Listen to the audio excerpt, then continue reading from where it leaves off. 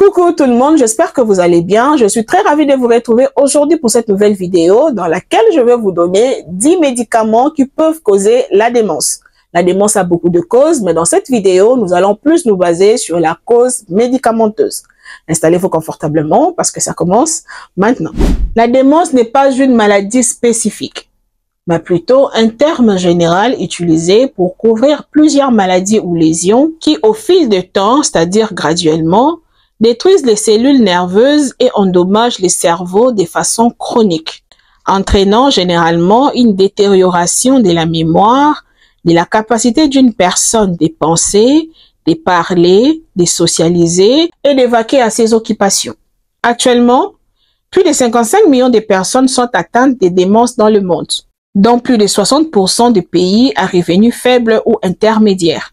Elle est la 7e cause de décès et l'une des principales causes d'invalidité et de dépendance chez les personnes âgées dans le monde.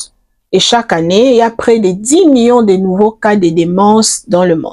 Ici, lorsqu'on parle des personnes âgées, c'est à partir de 65 ans, ok? C'est-à-dire 65 ans et plus. Auparavant, la démence était connue comme une maladie des personnes âgées. Mais actuellement, elle ne touche pas exclusivement les personnes âgées, puisque nous avons aussi la démence d'apparition précoce, c'est-à-dire avant l'âge de 65 ans. La démence a plusieurs causes. Premièrement, nous avons les maladies neurodégénératives.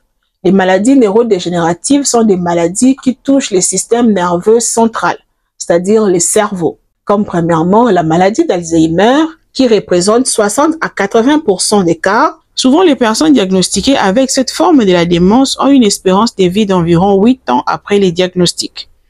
Là, on parle de personnes âgées, c'est-à-dire c'est dont l'âge est de 65 ans ou plus. Mais si elle est diagnostiquée chez les personnes de moins de 65 ans, c'est-à-dire lorsqu'elle survient précocement, ces personnes ont une espérance de vie d'environ 15 à 20 ans. Deuxièmement, la maladie à corps de Lewy, qui représente 5 à 25% des cas. Cette forme de démence est beaucoup plus retrouvée chez les hommes. Elle est causée par les dépôts anormaux de protéines à l'intérieur des cellules cérébrales et empêche ou interrompt les messages transmis par les cerveaux. Les personnes atteintes de cette forme de démence ont une espérance de vie d'environ 2 à 20 ans après les diagnostics. Troisièmement, la maladie de Parkinson. Et quatrièmement, la dégénérescence lobaire fronto-temporale, qui représente 2 à 5% des cas. Elle est causée par une fissure des cellules nerveuses dans des parties spécifiques du cerveau, appelées lobe frontal et lobe temporal. En fait, le cerveau a 4 lobes. Hormis les lobes frontal et temporal, il y a aussi les lobes pariétal et occipital. Chacun de ces lobes a un rôle spécifique. La fois passée, j'avais fait une vidéo dans laquelle j'avais parlé d'accident vasculaire cérébral et j'avais expliqué en détail le rôle de ces lobes dans le corps humain. Je te mettrai les liens en barre d'infos, tu auras juste à cliquer sur les liens pour voir la vidéo. Alors, les personnes atteintes de cette forme de démence, c'est-à-dire la démence causée par la dégénérescence frontotemporale, ont une espérance de vie d'environ 6 à 8 ans. Comme deuxième cause de la démence, nous avons les maladies vasculaires, c'est-à-dire les maladies qui touchent les vaisseaux sanguins qui transportent le sang vers le cerveau. Elles représentent 10% des cas. Elle est causée par la diminution du flux sanguin dans le cerveau, entraînant la mort des cellules présentes dans le cerveau. Cela se produit lorsque les vaisseaux sanguins du cerveau sont bloqués par des caillots sanguins ou des dépôts de graisse comme lors d'accidents vasculaires cérébrales, qui ces derniers entraînent une détérioration des cellules cérébrales. Or, cette détérioration entraîne aussi celle de la fonction cognitive, d'où la démence. La fonction cognitive, c'est le fait de mémoriser, de parler, de bouger, etc. Les personnes atteintes de cette forme de démence ont une espérance de vie d'environ 5 ans. Et enfin, troisième cause, nous avons des causes secondaires, comme la tumeur cérébrale par exemple, les carences en vitamines B12, B6, B1 lors de problèmes d'alcoolisme. En fait, la consommation excessive d'alcool empêche l'organisme à absorber ces vitamines, ce qui entraîne une carence vitaminique. Or, cette carence endommage certaines régions du cerveau, ce qui entraîne la démence. Cette forme de la démence affecte les hommes de 45 ans à 65 ans. Cependant, elle touche parfois des femmes de 35 ans car celles-ci sont vulnérables aux effets négatifs de l'alcool que les hommes. Déjà à partir de l'âge des survenus, vous comprenez qu'elle entraîne une démence précoce. Toujours dans les causes secondaires, nous avons aussi les traumatismes, l'hydrocéphalie. L'hydrocéphalie, c'est l'accumulation des liquides au niveau du cerveau, précisément les liquides céphalo-rachidiens. Nous avons aussi les dysfonctionnements de la thyroïde et enfin la prise de certains médicaments. Bref, il y a plusieurs causes de démence qui détruisent les cellules nerveuses et endommagent les cerveaux de façon chronique, en entraînant une détérioration de la fonction cognitive.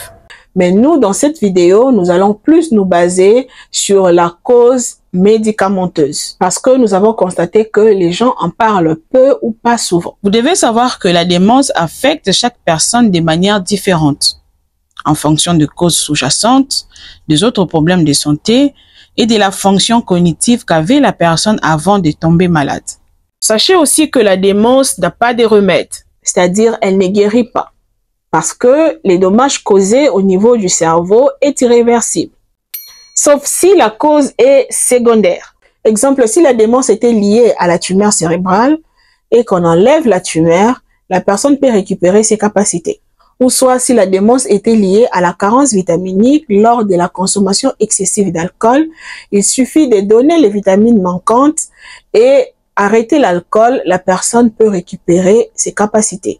Mais selon les études, la guérison est juste chez 25% de personnes, après l'arrêt de l'alcool, comme on a dit, et l'administration de vitamines manquantes. Alors, quels sont les médicaments qui entraînent ou peuvent entraîner la démence? Vous devez savoir que plusieurs études ont été faites à ce sujet et ont déterminé que les personnes prenant des médicaments comme, premièrement, les antidépresseurs, tels que la doxépine par exemple, déjà sa prise à partir de 10 mg par jour et nortriptyline avait les risques de développer la démence. Les antidépresseurs sont des médicaments utilisés pour traiter la dépression, mais aussi le trouble du sommeil, la douleur ou encore la prévention des migraines. Comme deuxième médicament, nous avons les médicaments anti-allergiques ou soit les antihistaminiques, tels que l'hydroxyzine et diphénidiamine, commercialisés sous le nom de Benadryl.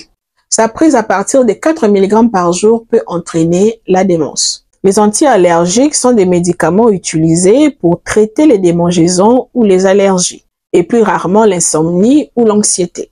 Comme troisième médicament, nous avons les antispasmodiques, tels que oxybutynin, commercialisé sous le nom de Ditropan par exemple. Sa prise à partir de 5 mg par jour pendant plus de 3 ans augmente les risques de la démence. L'antispasmodique est utilisé pour réduire les spasmes musculaires.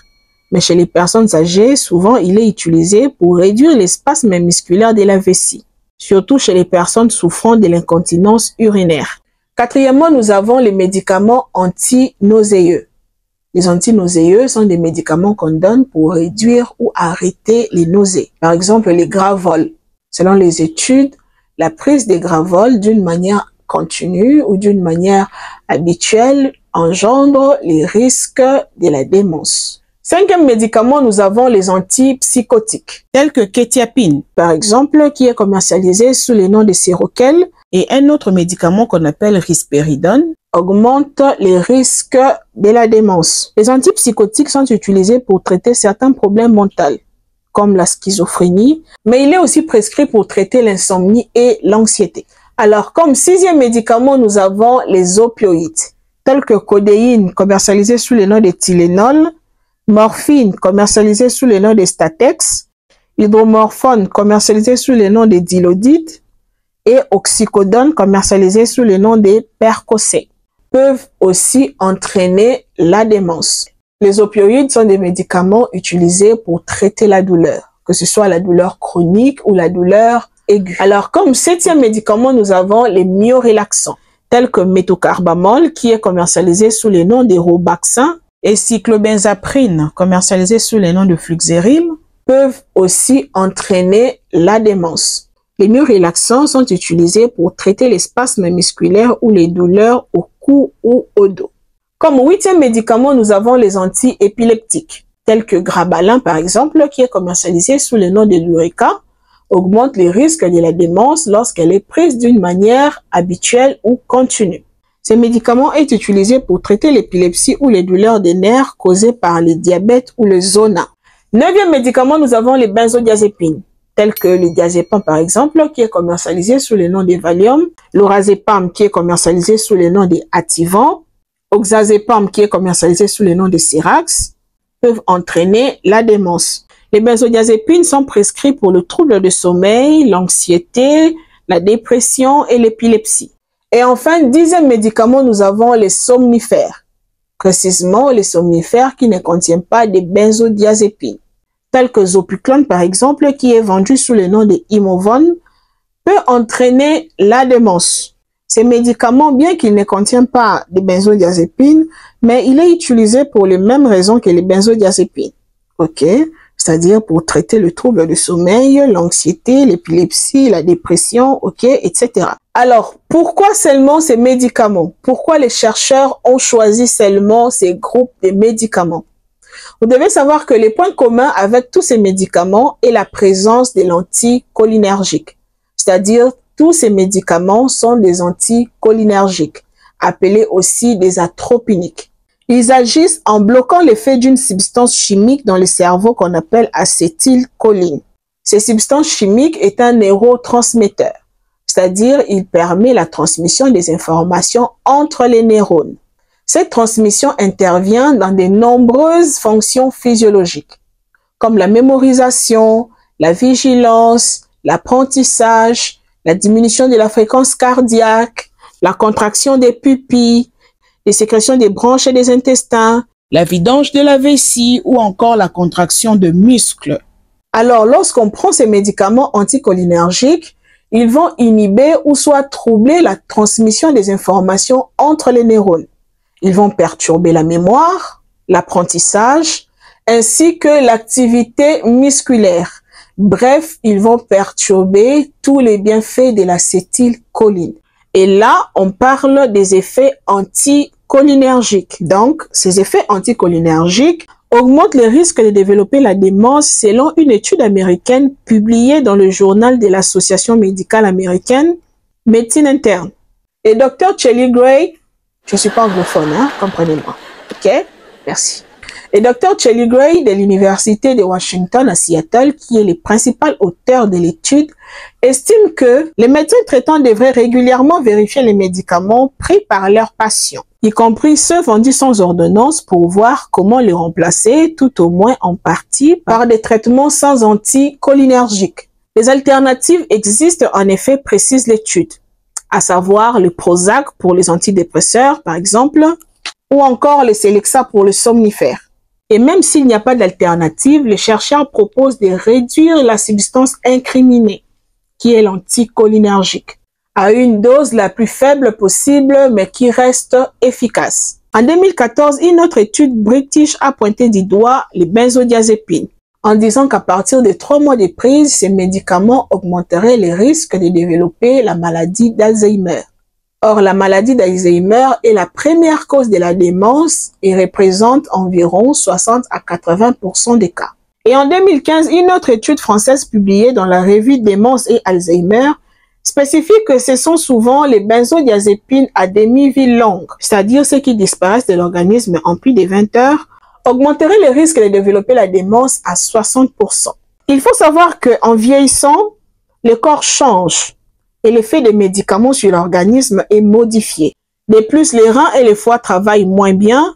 C'est pourquoi les médicaments peuvent rester plus longtemps dans l'organisme, ce qui augmente les effets secondaires. D'où, parlez à votre médecin ou soit à un personnel médical qualifié pour demander une revue complète de vos médicaments. Ensemble, vous évaluerez si l'un de vos médicaments peut affecter votre mémoire ou votre cognition.